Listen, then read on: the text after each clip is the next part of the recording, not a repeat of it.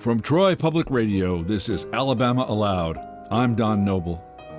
Alabama Aloud is the only podcast where you can hear Alabama stories read in their entirety. Today I'll be reading The Last of the Bells by F. Scott Fitzgerald.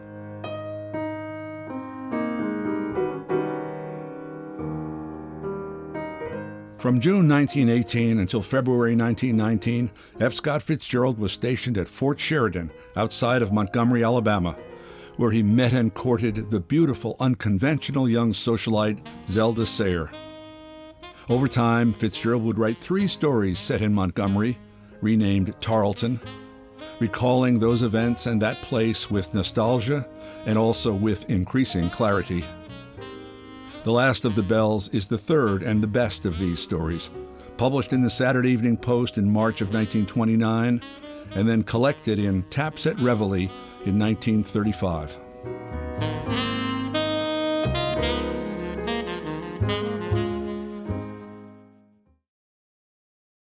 After Atlanta's elaborate and theatrical rendition of Southern charm, we all underestimated Tarleton. It was a little hotter than anywhere we'd been. A dozen rookies collapsed the first day in that Georgia sun. And when you saw herds of cows drifting through the business streets, haya'd by colored drovers, a trance stole down over you out of the hot light. You wanted to move a hand or foot to be sure you were alive. So I stayed out at camp and let Lieutenant Warren tell me about the girls. This was 15 years ago, and I've forgotten how I felt, except that the days went along, one after another, better than they do now, and I was empty-hearted, because up north, she whose legend I had loved for 3 years was getting married. I saw the clippings and newspaper photographs. It was a romantic wartime wedding, all very rich and sad. I felt vividly the dark radiance of the sky under which it took place, and as a young snob was more envious than sorry. A day came when I went into Tarleton for a haircut and ran into a nice fellow named Bill Knowles, who was in my time at Harvard. He'd been in the National Guard division that preceded us in camp. At the last moment, he had transferred to aviation and been left behind. "I'm glad I met you, Andy," he said with undue seriousness. "I'll hand you on all my information before I start for Texas. You see, there are really only 3 girls here." I was interested. There was something mystical about there being 3 girls. And here's one of them now. We were in front of a drugstore, and he marched me in and introduced me to a lady I promptly detested. The other 2 are Ailey Calhoun and Sally Carroll Happer. I guessed from the way he pronounced her name that he was interested in Ailey Calhoun. It was on his mind what she would be doing while he was gone. He wanted her to have a quiet, uninteresting time. At my age, I don't even hesitate to confess that entirely unchivalrous images of Ailey Calhoun, that lovely name, rushed into my mind. At 23, there is no such thing as a preempted beauty. Though, had Bill asked me, I would doubtless have sworn in all sincerity to care for her like a sister. He didn't. He was just fretting out loud at having to go. 3 days later, he telephoned me that he was leaving next morning, and he'd take me to her house that night. We met at the hotel and walked uptown through the flowery, hot twilight. The 4 white pillars of the Calhoun house faced the street, and behind them the veranda was dark as a cave, with hanging, weaving, climbing vines. When we came up the walk, a girl in a white dress tumbled out the front door, crying, "I'm so sorry I'm late," and seeing us added, "Why, I thought I heard you come 10 minutes." She broke off as a chair creaked, and another man, an aviator from Camp Harry Lee, emerged from the obscurity of the veranda. "Why, Canby," she cried, "how you—" He and Bill Knowles waited with the tenseness of open litigants. "Canby, I want to whisper to you, honey," she said, after just a second.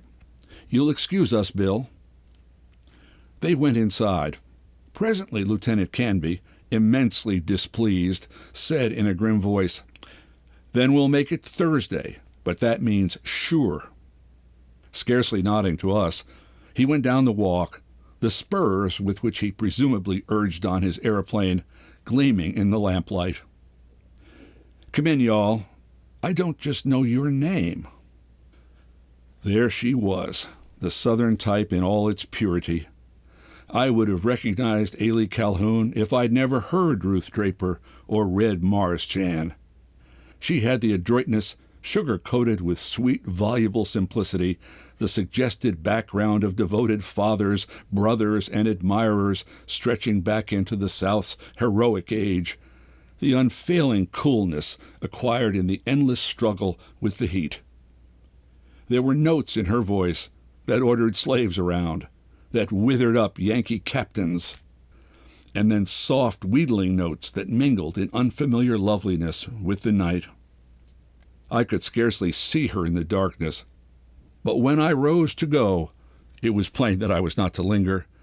She stood in the orange light from the doorway. She was small and very blonde. There was too much fever-colored rouge on her face, accentuated by a nose dabbed clownish white, but she shone through that like a star. "After Bill goes, I'll be sitting here all alone night after night. Maybe you'll take me to the country club dances." The pathetic prophecy brought a laugh from Bill. "Wait a minute," Ailey murmured. "Your guns are all crooked." She straightened my collar pin, looking up at me for a second with something more than curiosity. It was a seeking look, as if she asked, "Could it be you?" Like Lieutenant Canby, I marched off unwillingly into the suddenly insufficient night. 2 weeks later, I sat with her on the same veranda. Or rather, she half lay in my arms and yet scarcely touched me. How she managed that I don't remember.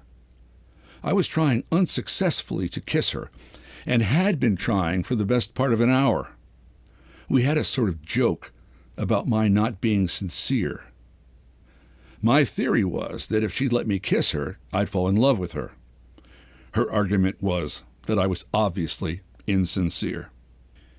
In a lull between two of these struggles, she told me about her brother, who had died in his senior year at Yale. She showed me his picture. It was a handsome, earnest face with a Leyden-Decker forelock, and told me that when she met someone who measured up to him, she'd marry. I found this family idealism discouraging. Even my brash confidence couldn't compete with the dead. The evening and other evenings passed like that, and ended with my going back to camp with the remembered smell of magnolia flowers and a mood of vague dissatisfaction. I never kissed her. We went to the vaudeville and to the country club on Saturday nights, where she seldom took 10 consecutive steps with one man. And she took me to barbecues and rowdy watermelon parties, and never thought it was worthwhile to change what I felt for her into love. I see now that it wouldn't have been hard, but she was a wise 19, and she must have seen that we were emotionally incompatible. So I became her confidant instead. We talked about Bill Knowles. She was considering Bill, for though she wouldn't admit it, a winter at school in New York and a prom at Yale had turned her eyes north. She said she didn't think she'd marry a Southern man. And by degrees I saw that she was consciously and voluntarily different from the other girls who sang songs and shot craps in the country club bar. That's why Bill and I and the others were drawn to her. We recognized her. June and July, while the rumors reached us faintly, ineffectually, of battle and terror overseas, Ailey's eyes roved here and there about the country club floor, seeking for something among the tall young officers. She attached several, choosing them with unfailing perspicacity, save in the case of Lieutenant Canby, whom she claimed to despise, but nevertheless gave dates to, because he was so sincere. and we apportioned her evenings among us all summer. One day, she broke all her dates. Bill Knowles had leave and was coming. We talked of the event with scientific impersonality. Would he move her to a decision? Lieutenant Canby, on the contrary, wasn't impersonal at all, made a nuisance of himself. He told her that if she married Knowles, he was going to climb up 6,000 feet in his airplane, shut off the motor, and let go. He frightened her. I had to yield him my last date before Bill came. On Saturday night, she and Bill Knowles came to the country club. They were very handsome together, and once more I felt envious and sad. As they danced out on the floor, the three-piece orchestra was playing After You've Gone, in a poignant, incomplete way that I can hear yet, as if each bar were trickling off a precious minute of that time. I knew then that I had grown to love Tarleton, and I glanced about half in panic to see if some face wouldn't come in for me out of that warm, singing outer darkness that yielded up couple after couple in organdy and olive drab. It was a time of youth and war, and there was never so much love around. When I danced with Allie, she suddenly suggested that we go outside to a car. She wanted to know, why didn't people cut in on her tonight? Did they think she was already married? Are you going to be? I don't know, Andy. Sometimes when he treats me as if I were sacred, it thrills me. Her voice was hushed and far away. And then she laughed. Her body, so frail and tender, was touching mine. Her face was turned up to me, and there, suddenly, with Bill Knowles 10 yards off, I could have kissed her at last. Our lips just touched experimentally. Then an aviation officer turned a corner of the veranda near us, peered into our darkness, and hesitated. Ailey? Yes? You heard about this afternoon? What? She leaned forward, tenseness already in her voice. Horace Canby crashed. He was instantly killed. She got up slowly and stepped out of the car. You mean he was killed? She said. Yes, they don't know what the trouble was. His motor...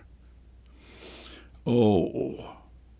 Her rasping whisper came through the hands suddenly covering her face. We watched her helplessly as she put her head on the side of the car, gagging dry tears. After a minute, I went for Bill, who was standing in the stag line, searching anxiously about for her, and told him she wanted to go home. I sat on the steps outside. I had disliked Canby, but his terrible, pointless death was more real to me then than the days told of thousands in France. In a few minutes, Ailey and Bill came out. Ailey was whimpering a little, but when she saw me, her eyes flexed and she came over swiftly. Andy, she spoke in a quick, low voice. Of course, you must never tell anybody what I told you about Canby yesterday. What he said, I mean. Of course not. She looked at me a second longer, as if to be quite sure. Finally, she was sure. Then she sighed in such a quaint little way that I could hardly believe my ears, and her brow went up in what can only be described as mock despair. Andy.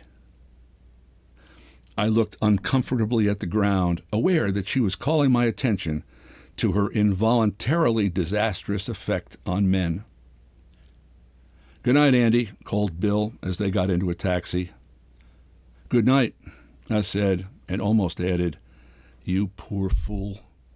Of course, I should have made one of those fine moral decisions that people make in books, and despised her. On the contrary, I don't doubt that she could still have had me by raising her hand. A few days later, she made it all right by saying wistfully, I know you think it was terrible of me to think of myself at a time like that, but it was such a shocking coincidence. At 23, I was entirely unconvinced about anything except that some people were strong and attractive and could do what they wanted, and others were caught and disgraced. I hope I was the former. I was sure Ailey was. I had to revise other ideas about her. In the course of a long discussion with some girl about kissing, in those days people still talked about kissing more than they kissed, I mentioned the fact that Ailey had only kissed 2 or 3 men, and only when she thought she was in love. To my considerable disconcertion, the girl figuratively just lay on the floor and howled. "But it's true," I assured her, suddenly knowing it wasn't. She told me herself. "Ailey Calhoun? Oh, my heavens! Why, last year at the Tech Spring house party—" This was in September. We were going overseas any week now, and to bring us up to full strength, a last batch of officers from the 4th training camp arrived. The 4th camp wasn't like the first 3. The candidates were from the ranks, even from the drafted divisions. They had queer names without vowels in them, and save for a few young militiamen, you couldn't take it for granted that they came out of any background at all. The addition to our company was Lieutenant Earl Shine from New Bedford, Massachusetts. As fine a physical specimen as I have ever seen. He was 6'3" with black hair, high color, and glossy dark brown eyes. He wasn't very smart, and he was definitely illiterate. Yet he was a good officer, high-tempered and commanding, and with that becoming touch of vanity that sits well on the military. I had an idea that New Bedford was a country town, and set down his bumptious qualities to that. We were doubled up in living quarters, and he came into my hut. Inside of a week, there was a cabinet photograph of some Tarleton girl nailed brutally to the shack wall. "She's no Jane or anything like that. She's a society girl. Goes with all the best people here." The following Sunday afternoon, I met the lady at a semi-private swimming pool in the country. When Ailey and I arrived, there was Shine's muscular body rippling out of a bathing suit at the far end of the pool. "Hey, Lieutenant." When I waved back at him, he grinned and winked, jerking his head toward the girl at his side. Then, digging her in the ribs, he jerked his head at me. It was a form of introduction. "Who's that with Kitty Preston?" Ailey asked. And when I told her, she said he looked like a streetcar conductor and pretended to look for her transfer. A moment later, he crawled powerfully and gracefully down the pool and pulled himself up at our side. I introduced him to Ailey. "How do you like my girl, Lieutenant?" he demanded. "I told you she was all right, didn't I?" He jerked his head toward Ailey, this time to indicate that his girl and Ailey moved in the same circles. "How about let's us all having dinner together down at the hotel some night?" I left them in a moment, amused as I saw Ailey visibly making up her mind that here, anyhow, was not the ideal. But Lieutenant Earl Shine was not to be dismissed so lightly. He ran his eyes cheerfully and inoffensively over her cute, slight figure, and decided that she would do even better than the other. Then, minutes later, I saw them in the water together, Ailey swimming away with a grim little stroke she had, and Shine wallowing riotously around her and ahead of her, sometimes pausing and staring at her, fascinated, as a boy might look at a nautical doll. While the afternoon passed, he remained at her side. Finally, Ailey came over to me and whispered with a laugh, "He's following me around. He thinks I haven't paid my car fare." She turned quickly. Miss Kitty Preston, her face curiously flustered, stood facing us. "Ailey Calhoun, I didn't think it of you to go out and deliberately try to take a man away from another girl." An expression of distress at the impending scene flitted over Ailey's face. "I thought you considered yourself above anything like that," continued Kitty. Her voice was low, but it held that tensity that can be felt farther than it can be heard. And I saw Ailey's clear, lovely eyes glance about in panic. Luckily, Earl himself was ambling cheerfully and innocently toward us. "If you care for him, you certainly oughtn't to belittle yourself in front of him," said Ailey in a flash, her head high. It was her acquaintance with the traditional way of behaving against Kitty Preston's naive and fierce possessiveness, or, if you prefer it, Ailey's breeding against the other's commonness. She turned away. "Wait a minute, kid," cried Earl Shine. "How about your address? Maybe I'd like to give you a ring on the phone." She looked at him in a way that should have indicated to Kitty her entire lack of interest. "I'm very busy at the Red Cross this month," she said, her voice as cool as her slick-back blonde hair. "Goodbye." On the way home, she laughed. Her air of having been unwittingly involved in a contemptible business vanished. "She'll never hold that young man," she said. "He wants somebody new." Apparently he wants Ailey Calhoun. The idea amused her. "He could give me his ticket punch to wear, like a fraternity pin. What fun!" If Mother ever saw anybody like that come in the house, she'd just lay down and die. And to give Ailey credit, it was fully a fortnight before he did come in her house, although he rushed her until she pretended to be annoyed at the next country club dance. "He's the biggest tough, Andy," she whispered to me, "but he's so sincere." She used the word tough without the conviction it would have carried had he been a Southern boy. She only knew it with her mind.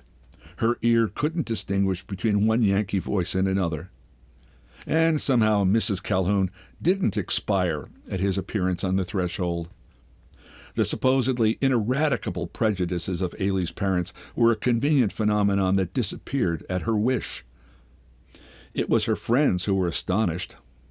Ailey, always a little above Tarleton, whose beau had been very carefully the nicest men of the camp. Ailey and Lieutenant Shine? I grew tired of assuring people that she was merely distracting herself.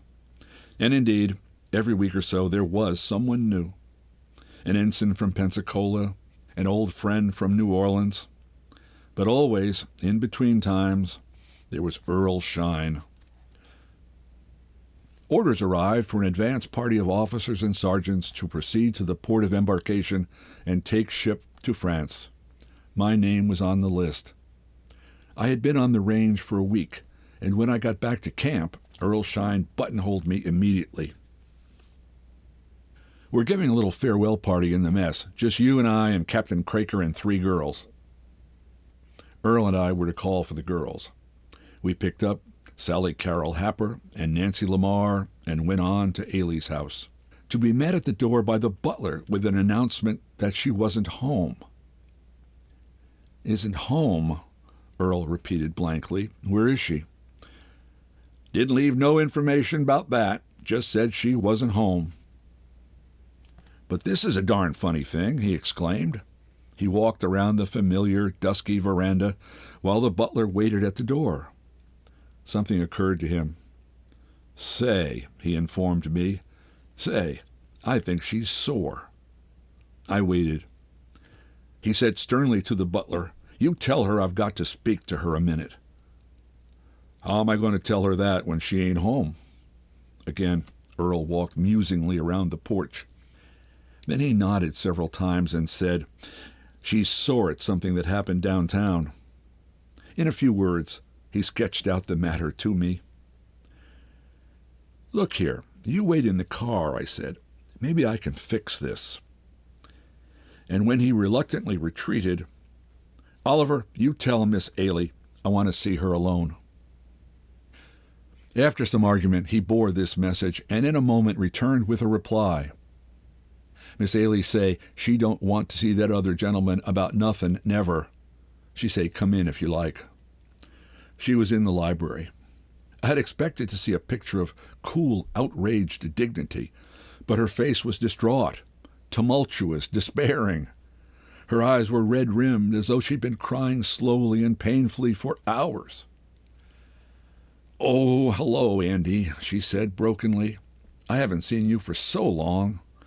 Has he gone?" "Now, Ailey."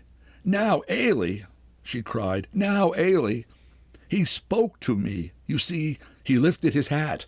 He stood there 10 feet from me with that horrible woman, holding her arm and talking to her, and then when he saw me, he raised his hat.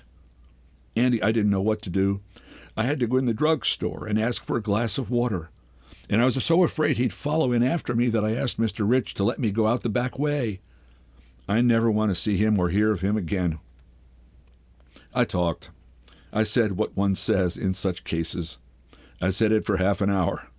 I could not move her. Several times she answered by murmuring something about his not being sincere.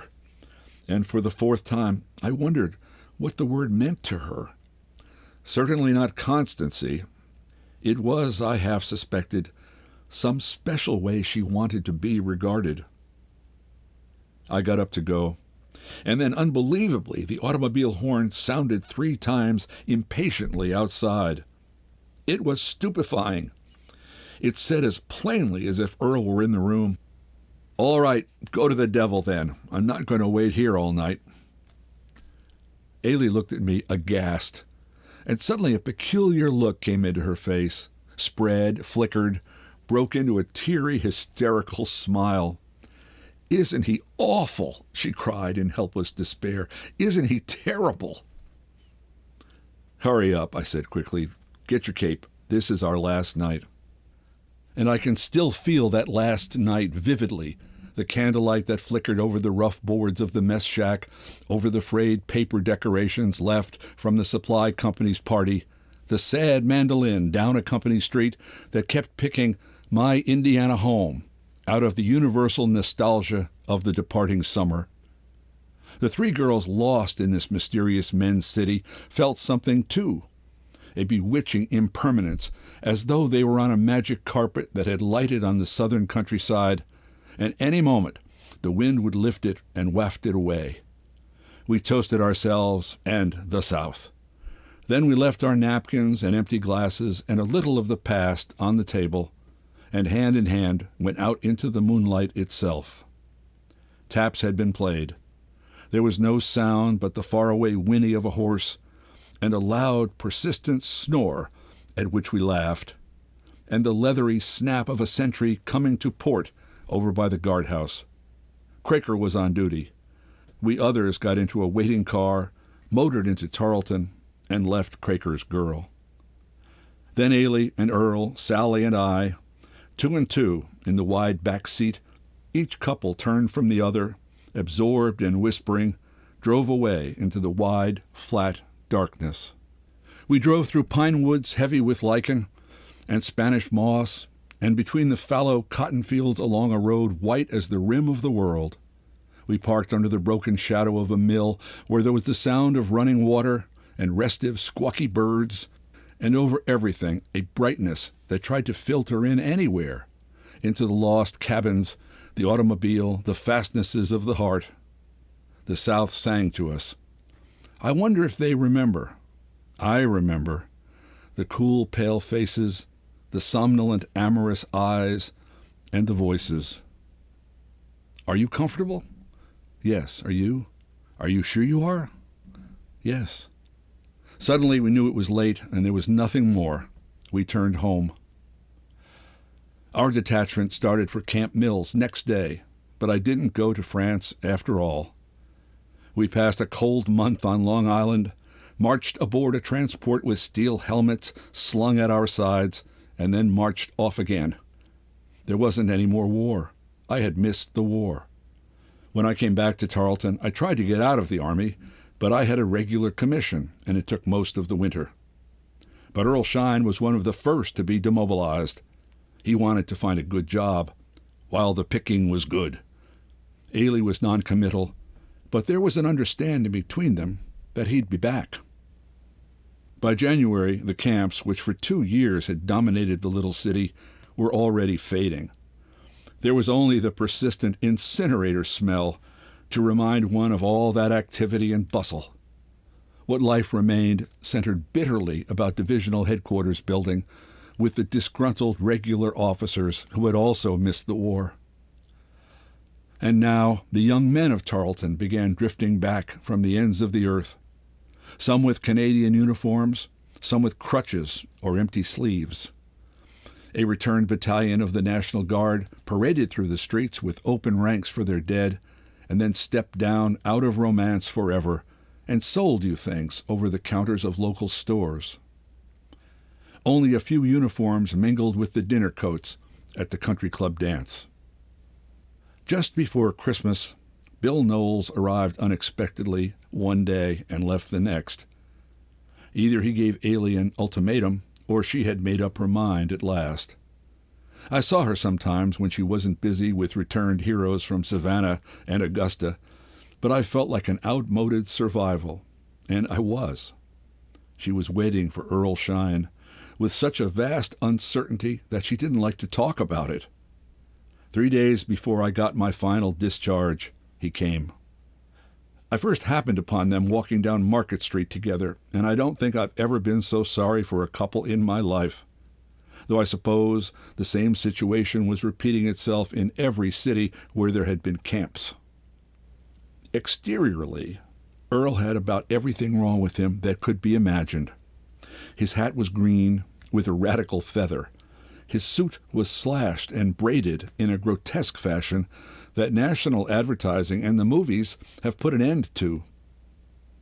Evidently, he had been to his old barber, for his hair bloused neatly on his pink-shaved neck. It wasn't as though he had been shiny and poor, but the background of Milltown dance halls and outing clubs flamed out at you, or rather flamed out at Ailey, for she had never quite imagined the reality. In these clothes, even the natural grace of that magnificent body had departed. At first he boasted of his fine job. It would get them along all right until he could see some easy money. But from the moment he came back into her world on its own terms, he must have known it was hopeless. I don't know what Ailey said or how much her grief weighed against her stupefaction. She acted quickly. 3 days after his arrival, Earl and I went north together on the train. "Well, that's the end of that," he said moodily. "She's a wonderful girl, but too much of a highbrow for me. I guess she's got to marry some rich guy that'll give her a great social position. I can't see that stuck-up sort of thing." And then, later, "She said to come back and see her in a year, but I'll never go back. This aristocrat stuff is all right if you got the money for it, but it wasn't real," he meant to finish. The provincial society in which he had moved with so much satisfaction for 6 months already appeared to him as affected, dude-ish, and artificial. "Say, did you see what I saw getting on the train?" he asked me after a while. "2 wonderful Janes, all alone. What do you say we mosey into the next car and ask them to lunch? I'll take the one in blue." Halfway down the car, he turned around suddenly. "Say, Andy," he demanded, frowning, "one thing. How do you suppose she knew I used to command a streetcar? I never told her that." Search me. This narrative arrives now at one of the big gaps that stared me in the face when I began. For 6 years, while I finished at Harvard Law and built commercial airplanes and backed a pavement block that went gritty under trucks, Ailey Calhoun was scarcely more than a name on a Christmas card. Something that blew a little in my mind on warm nights when I remembered the magnolia flowers. Occasionally an acquaintance of Army days would ask me, what became of that blonde girl who was so popular? But I didn't know. I ran into Nancy Lamar at the Montmartre in New York one evening and learned that Ailey had become engaged to a man in Cincinnati, had gone north to visit his family, and then broken it off. She was lovely as ever, and there was always a heavy beau or two. But neither Bill Knowles nor Earl Shine had ever come back. And somewhere about that time, I heard that Bill Knowles had married a girl he met on a boat. There you are, not much of a patch to mend 6 years with. Oddly enough, a girl seen at twilight in a small Indiana station startled me into thinking about going south. The girl, in stiff pink organdy, threw her arms about a man who got off our train and hurried him to a waiting car, and I felt a sort of pang. It seemed to me that she was bearing him off into the lost midsummer world of my early 20s, where time had stood still and charming girls, dimly seen like the past itself, still loitered along the dusky streets. I suppose that poetry is a northern man's dream of the South. But it was months later that I sent off a wire to Ailey and immediately followed it to Tarleton. It was July. The Jefferson Hotel seemed strangely shabby and stuffy. A boosters club burst into intermittent song in the dining room that my memory had long dedicated to officers and girls. I recognized the taxi driver who took me up to Ailey's house, but his "Sure I do, Lieutenant" was unconvincing. I was only one of 20,000. It was a curious 3 days. I suppose some of Ailey's first young luster must have gone the way of such mortal shining, but I can't bear witness to it. She was still so physically appealing that you wanted to touch the personality that trembled on her lips. No, the change was more profound than that. At once, I saw she had a different line. The modulations of pride, the vocal hints that she knew the secrets of a brighter, finer antebellum day, were gone from her voice. There was no time for them now as it rambled on in the half-laughing, half-desperate banter of the newer South. And everything was swept into this banter in order to make it go on and leave no time for thinking. The present, the future, herself, me. We went to a rowdy party at the house of some young married people, and she was the nervous, glowing center of it. After all, she wasn't 18, and she was as attractive in her role of reckless clown as she had ever been in her life. "Have you heard anything from Earl Shine?" I asked her the second night, on our way to the country club dance. No. She was serious for a moment. "I often think of him. He was the—" She hesitated. "Go on." "I was going to say the man I loved most, but that wouldn't be true.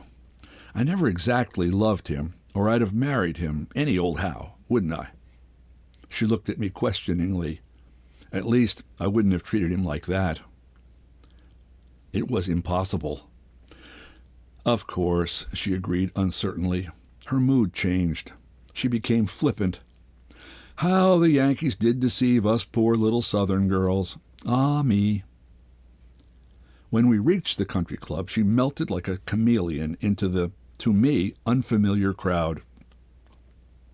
There was a new generation upon the floor, with less dignity than the ones I had known, but none of them were more a part of its lazy, feverish essence than Ailey. Possibly she had perceived that in her initial longing to escape from Tarleton's provincialism, she had been walking alone, following a generation which was doomed to have no successors. Just where she lost the battle, waged behind the white pillars of her veranda, I don't know. But she had guessed wrong, missed out somewhere. Her wild animation, which even now called enough men around her to rival the entourage of the youngest and freshest, was an admission of defeat. I left her house, as I had so often left it that vanished June, in a mood of vague dissatisfaction. It was hours later, tossing about in my bed in the hotel, that I realized what was the matter, what had always been the matter. I was deeply and incurably in love with her. In spite of every incompatibility, she was still, and she would always be, to me, the most attractive girl I had ever known. I told her so next afternoon. It was one of those hot days I knew so well, and Ailey sat beside me on a couch in the darkened library. "Oh, no, I couldn't marry you," she said, almost frightened. "I don't love you that way at all. I never did. And you don't love me. I didn't mean to tell you now, but next month I'm going to marry another man. We're not even announcing it because I've done that twice before." Suddenly it occurred to her that I might be hurt. "Andy, you just had a silly idea, didn't you? You know I couldn't ever marry a northern man. Who is he? I demanded. A man from Savannah. Are you in love with him? Of course I am. We both smiled. Of course I am. What are you trying to make me say? There were no doubts, as there had been with other men. She couldn't afford to let herself have doubts. I knew this because she had long ago stopped making any pretensions with me. This very naturalness, I realized, was because she didn't consider me as a suitor. Beneath her mask of an instinctive thoroughbred, she had always been on to herself, and she couldn't believe that anyone not taken in to the point of uncritical worship could really love her. That was what she called being sincere. She felt most security with men like Canby and Earl Shine, who were incapable of passing judgments on the ostensibly aristocratic heart. All right, I said, as if she had asked my permission to marry. Now, would you do something for me? Anything. Ride out to camp. But there's nothing left there, honey. I don't care. We walked downtown. The taxi driver in front of the hotel repeated her objection. Nothing there now, Cap. Never mind. Go there anyhow. 20 minutes later, he stopped on a wide, unfamiliar plain, powdered with new cotton fields and marked with isolated clumps of pine. Like to drive over yonder where you see the smoke? Asked the driver. That's the new state prison. No, just drive along this road. I want to find where I used to live. An old race course, inconspicuous in the camp's day of glory, had reared its dilapidated grandstand in the desolation. I tried in vain to orient myself. Go along this road, past that clump of trees, and then turn right. No, turn left. He obeyed with professional disgust. You won't find a single thing, darling, said Ailey. The contractors took it all down. We rode slowly along the margin of the fields. It might have been here. All right, I want to get out, I said suddenly. I left Ailey sitting in the car, looking very beautiful with the warm breeze stirring her long, curly bob. It might have been here. That would make the company streets down there and the mess shack where we dined that night just over the way. The taxi driver regarded me indulgently while I stumbled here and there in the knee-deep underbrush, looking for my youth in a clapboard or a strip of roofing or a rusty tomato can. I tried to sight on a vaguely familiar clump of trees, but it was growing darker now, and I couldn't be quite sure they were the right trees. They're going to fix up the old race course, Ailey called from the car. Tarleton's getting quite doggy in its old age. No, upon consideration, they didn't look like the right trees. All I could be sure of was this place that had once been so full of life and effort was gone, as if it had never existed. And that in another month, Ailey would be gone, and the South would be empty for me forever.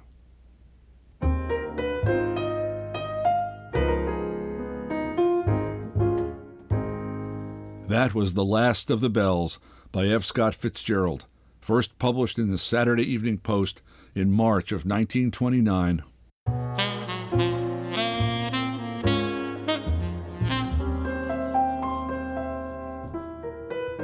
We hope you don't keep Alabama Aloud all to yourself.